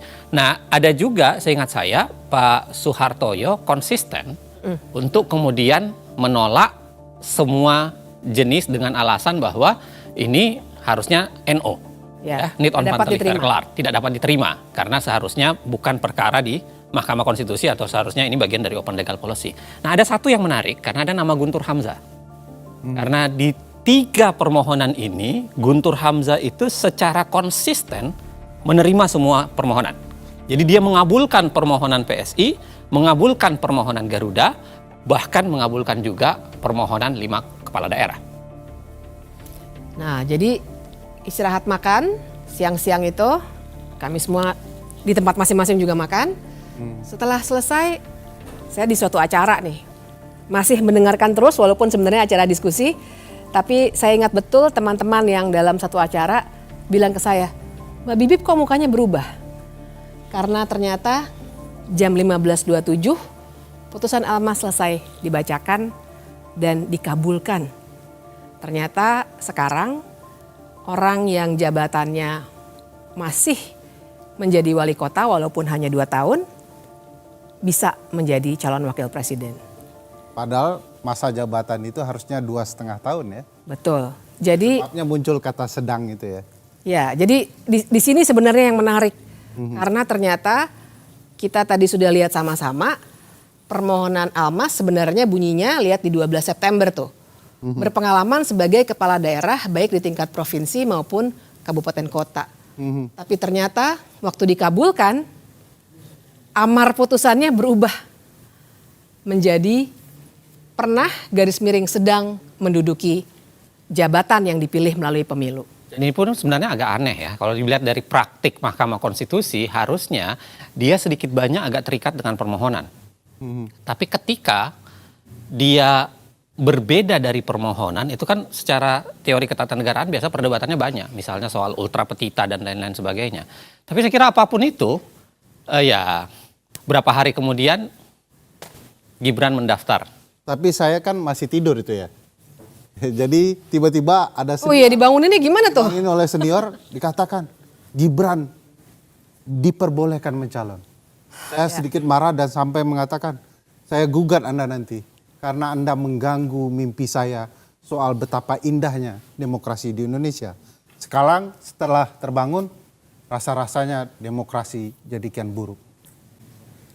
Tak lama kemudian, 25 Oktober, pasangan Prabowo Gibran mendaftar ke KPU.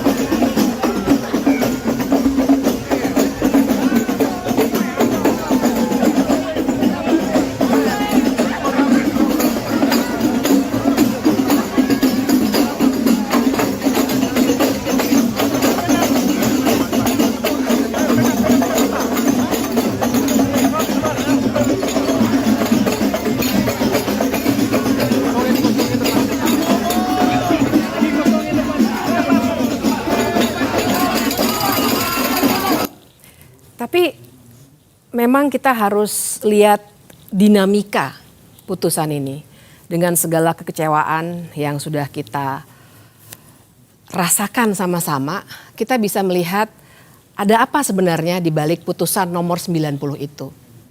Kalau digambarkan secara luas kira-kira kan seperti ini. Ada 9 orang hakim Mahkamah Konstitusi. Kita lihat dulu dari yang mengabulkan. Ada 3 orang yang mengabulkan di sini. Anwar Usman, Ketua Mahkamah Konstitusi yang juga paman Gibran. Guntur Hamzah, yang tadi sudah diceritakan konsistensinya. Kemudian yang ketiga ada Manahan Sitompul. Kemudian di ujungnya, karena dia sangat bertolak belakang, ada 4 orang yang menolak atau sering kita kenal dengan memberikan dissenting opinion atau pendapat berbeda. Ada Saldi Isra, ada Arief Hidayat, ada Wahidudin Adams, dan ada Soehartoyo. Dan mengabulkan di sini sebenarnya maknanya adalah jadinya Gibran yang masih menduduki jabatan sebagai wali kota menjadi berhak untuk dicalonkan sebagai calon wakil presiden. Sedangkan yang menyatakan pendapat berbeda pada intinya bilang ini seharusnya ditolak karena memang bukan kewenangan dari Mahkamah Konstitusi seperti yang tadi sudah kita diskusikan. Tapi jangan lupa, Kim MK. Berarti 4 dissenting ini adalah konsisten dengan posisi di permohonan PSI, Garuda dan 5 kepala daerah. Betul. Mereka sama-sama mereka menolak semua kan dengan alasan yang sama dan mereka konsisten dengan menolak sehingga dimasukkan di dissenting itu. Ya, mereka sebenarnya konsisten, tapi tersisa 2 nih. Dan ini yang menarik, karena yang 2 ada di tengah-tengah, yaitu Eni Nurbaningsih dan Daniel Yusmik. Mereka menyampaikan pendapat yang sering kita namakan concurring opinion. Secara teoretik itu artinya pendapatnya mereka memberikan alasan yang berbeda walaupun kesimpulannya sama dengan mayoritas putusan. Nah, jadi dengan gambaran ini perlu saya jelaskan sedikit ngomong-ngomong bahwa perbedaannya ada di mana. Yang mengabulkan bilang bahwa semua jabatan yang dipilih melalui pemilu termasuk di situ gubernur, wali kota, bupati bisa mencalonkan diri sebagai calon wakil presiden. Sementara Eni Nurbaningsih dan Daniel Yusmik sebenarnya bilang nggak bisa, hanya sampai batas gubernur yang bisa mencalonkan diri sebagai calon wakil presiden dan calon presiden. Nah, dengan gambaran seperti itu kan harusnya pendapat yang sifatnya concurring itu lebih dekat kepada pendapat yang menolak. Karena mereka sebenarnya tidak setuju dengan jabatan wali kota, tidak seluas itu. Tapi ternyata yang diputuskan, mereka yang berpendapat berbeda dikelompokkan ke dalam kelompok yang mengabulkan. Nah, di sini sebenarnya ada beberapa pertimbangan yang menarik dan saya perlu garis bawahi bahwa mereka berhenti di level gubernur. Sementara putusan mengabulkan untuk semua jabatan yang dipilih melalui pemilu. Izin Saya mau jelaskan ya, saya mau coba menggambarkan betapa pergeseran-pergeseran para hakim ini. Saya boleh ya, saya pakai gambaran secara sederhana ya, untuk menggambarkan bahwa ini menarik melihat pergeseran hakim per hakim ya dalam putusan ini. Nah, jadi gini ya, tadi kan digambarkan oleh Bibip bahwa sebenarnya ada dua keterbelahan. Ya, ada keterbelahan atau beginilah kita gambarkan bahwa terjadi perbedaan antara kita sebut aja gelombang pra makan siang sama pasca makan siang. Ya. Jadi pra makan siang adalah putusan-putusan perkara selain 3 putusan perkara para partai itu, dan pasca makan siang adalah kita spesifikkan saja ke putusan Almas. Nah, kalau kita lihat pas pra makan siang ya, sebenarnya komposisi hakim itu menarik untuk kita lihat. Kita buat satu gambaran bahwa ini adalah hakim-hakim yang langsung menolak permohonan. Ya, jadi ada 7 hakim di dalamnya. Ada Saldi Isra, ada Eni Nurbaningsi, ada Daniel Yusmik, ada Manahan Sitompul, ada Suhartoyo, ada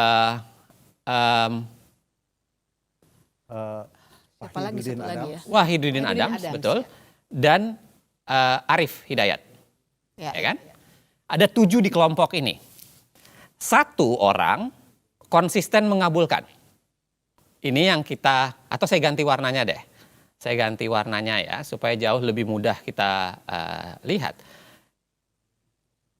Ini adalah Guntur Hamzah yang betul-betul konsisten untuk menerima permohonan apapun. Jadi tidak dianggap sebagai kebijakan hukum terbuka ya? Persis. Nah, ada 1 orang lagi di sini yang Anwar Usman, yang sama sekali tidak ikut di permohonan itu dengan alasan yang tadi sudah saya jelaskan. Konflik kepentingan atau kemudian di keterangan yang lain dikatakan sakit. Ya. Okay?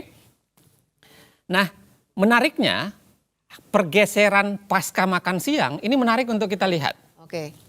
Pasca makan siang, ya, putusan pasca makan siang, khususnya Almas, kita bicara khususnya Almas, itu terjadi pergeseran karena yang menerima permohonan, ya, yang menerima permohonan kita pakai penerima itu adalah biru saja, ya kan?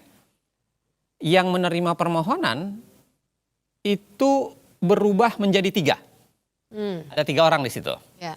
Ada Guntur Hamzah, ada Anwar Usman, dan ada Manahan Sitompul. Oke? Yes. Sedangkan yang konsisten dengan sikap pramakan siang itu tersisa cuma 4. Tersisa 4 itu adalah ada Saldi Isra, ada Arif Hidayat, ada Suhartoyo, dan ada Wahidudin Adams. Ya. Oke. Nah, tadi Bibip sudah menjelaskan bahwa ada varian baru yang berbeda, yaitu tiba-tiba hadir yang namanya concurring. Di sini ada 2, yaitu Eni Nurbaningsi dan Daniel Yusmik. Nah, dari sini ini menarik untuk kita diskusikan.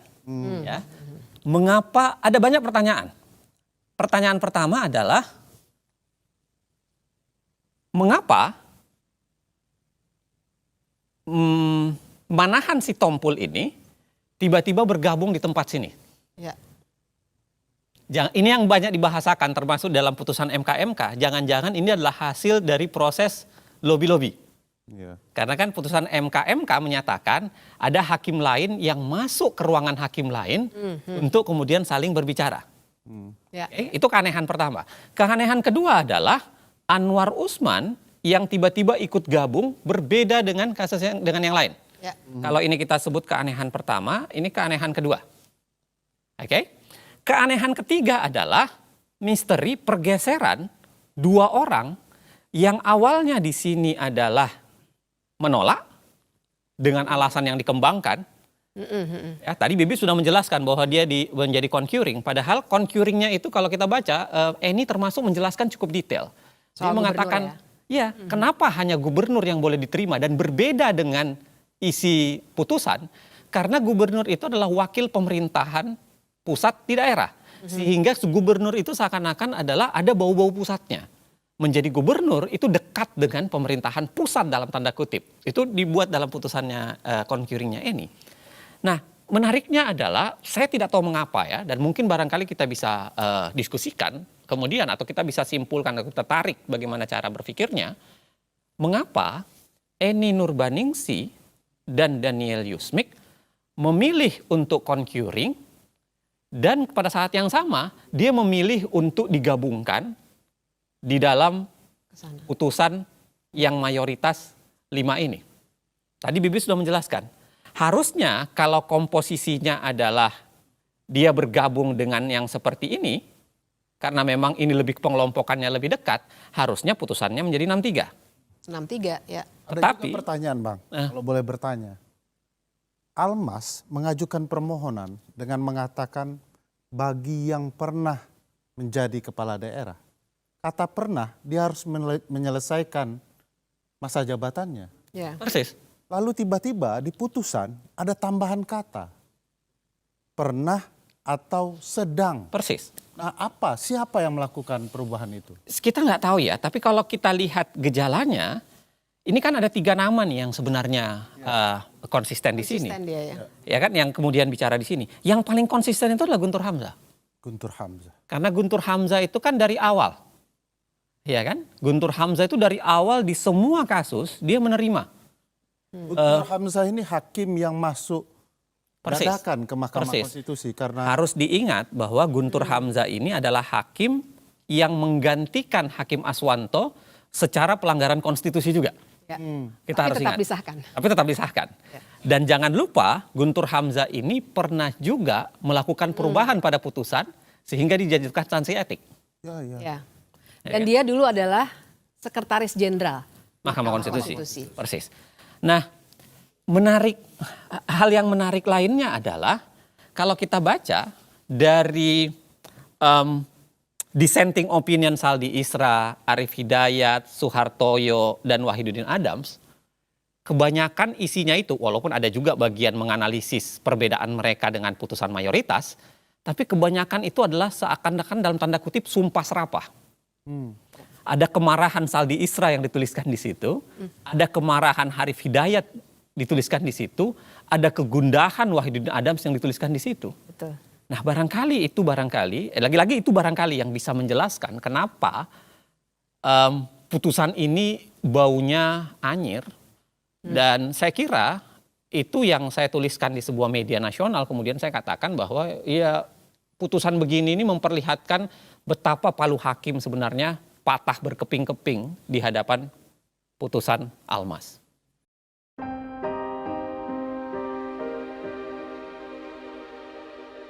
semua rencana ini tidak didesain dalam semalam, juga tidak didesain sendirian.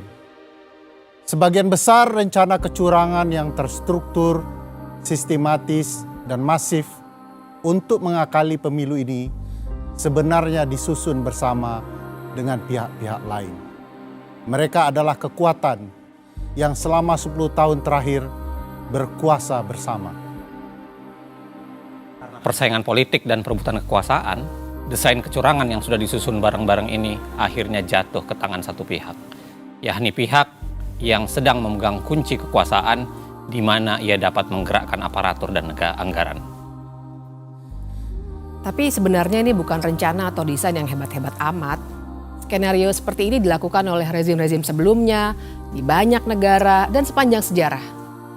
Karena itu untuk menyusun dan menjalankan skenario kotor seperti ini, tak perlu kepintaran atau kecerdasan. Yang diperlukan cuma 2, mental culas dan tahan malu.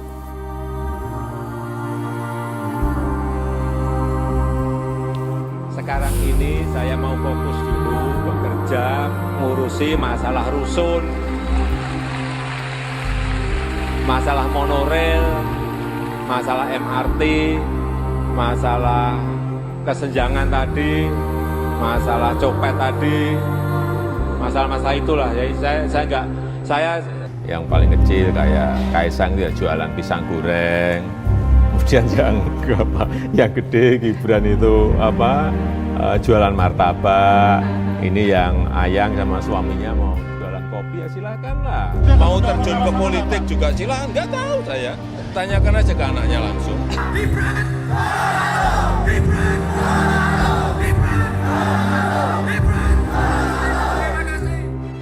Rapat pleno terbuka penetapan pasangan calon wali kota dan wakil wali kota terpilih dalam Pilkada Kota Medan tahun 2020 hanya dihadiri pasangan nomor urut 2 Bobi Nasution, Aulia Rahman. Buat Pak Prabowo dan Mas Gibran, jodoh Pak. Pertama umur, yang kedua baru 2 tahun aja. Wali kota. Saya tidak ada niat, tidak ada juga berminat menjadi presiden 3 periode. Jauh-jauh hari sebelum menjadi perdebatan berkepanjangan, Presiden sudah memberikan kode kuat soal cawe-cawe dalam pemilu 2024. Saya tahu dalamnya partai seperti apa, saya tahu. Partai-partai seperti apa, saya tahu. Ingin mereka menuju kemana, saya juga ngerti. Informasi yang saya terima komplit. Dari intelijen saya ada, BIN. Dari intelijen di Polri ada, BIK. Dari intelijen di TNI saya punya, BAIS. Dan informasi-informasi di luar itu. Angka, data, survei, semuanya ada.